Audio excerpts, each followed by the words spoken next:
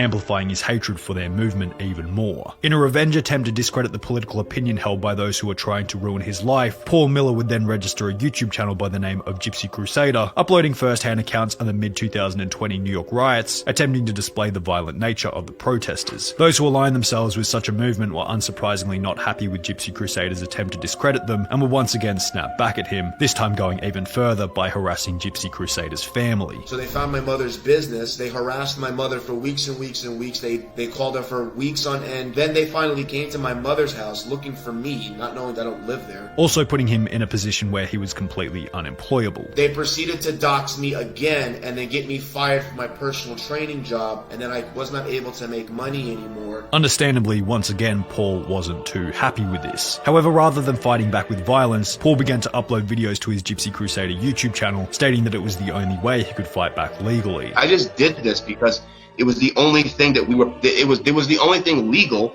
that we could do to fight back at the moment. But while Paul worded it in this way, there wasn't much genuine political discussion being had, and his YouTube channel more or less became an outlet for Paul to voice his hatred towards those who shared differing opinions. Gypsy Crusader began to dress up like the Joker as a representation for the individuals who felt as though they had been wronged by the system. He then began to go on the video chatting website Omegle, looking for minorities to which he could spread his hatred towards. Initially, many thought that these videos were intended to be comedy underpinned by shock value. It's like a joke, right?